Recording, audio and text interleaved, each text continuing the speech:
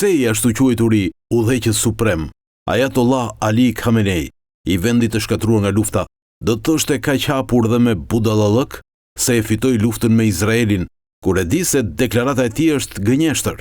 Si njeri me besim të madh, ai nuk duhet të gënjej. Vendi i tij u shkatrua, 3 centralet e tij bërthamore u shkatruan dhe unë e dija saktësisht se ku ishte strehuar dhe nuk do ta lija Izraelin apo forcat e armatosura të SBA-s me siguri më të mëdha dhe më të fuqishme në botë të jepnin fund jetës së tij.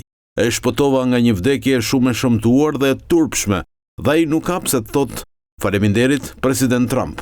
Në fakt, në aktin e fundit të luftës kërkova që Izraeli të sillte një grup shumë të madh aeroplanësh, të cilët po shkonin direkt në Teheran, duke pritur një ditë të madhe, ndoshta eliminimin përfundimtar të tij. Do të kishin ndodhur dëme të jashtëzakonshme dhe shumë iranian do të ishin vrarë. Do të ishte sulmi më i madh i luftës, padyshim. Irani duhet kthehet në rrjedhën e rendit botëror, ose gjërat për ta vetëm sa do të përkeqësohen. Ata janë gjithmonë kaq të zemëruar, armiqësor dhe të pakënaqur, dhe shikoni çfarë u ka sjell kjo, një vend të djegur, të hedhur në erë, pa të ardhme, një ushtri të shkatruar, një ekonomi të tmerrshme dhe vdekje përreth tyre. Do të doja që udhëheqja e Iranit ta kuptonte se shpesh fiton më shumë me mjalt se sa me uthull. Paqe. Pavarësisht se moda e gjeopolitikës në disa kanale ka kaluar, sepse në fakt të jesh i imituar në trend është gjë shumë e bukur, por gjithmonë kopja të mbete kopja, origjinali mbete origjinal. Nuk mund të braktiset pra analiza gjeopolitike e situatës e cila e çoi botën deri në greminën e luftës së botërore.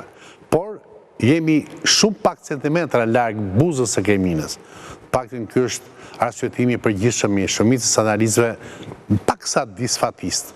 Por fakti është që flitet gjithmonë më tepër për buxhetin gjigant të NATO-s që u miratua në samitin e NATO-s, për rrezikshmëri, për bombardimet, po themi ruse në Ukrainë dhe një pothuajse incident ajror midis Polonisë dhe Rusisë në qiejt afër kufive ku shtrekën si Poloni, Rusi dhe Ukrainë.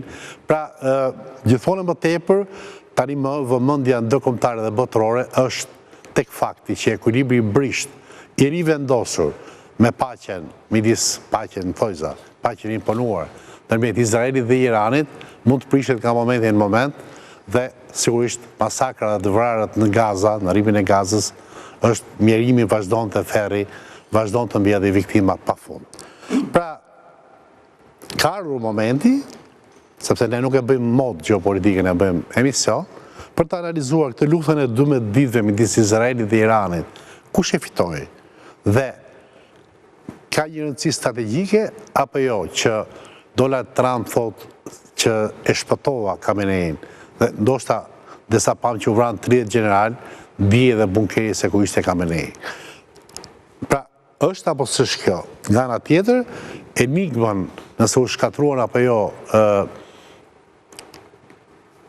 laboratorët, fabrikat, si mund t'i quajmë uzinat, e pasurimit të uraniumit, u shkatruan me të vërtet, po apo jo, dhe është e vërteta që thuhet nga Grossi, që është kryetari apo shefi i energjisë atomike në Kombet e Bashkuara, që thotë që Irani po të dojë mund ta rifillojë për 3-4 muaj përsëri pasurimin e uraniumit për rrezikshmëri për krimin e bombës atomike.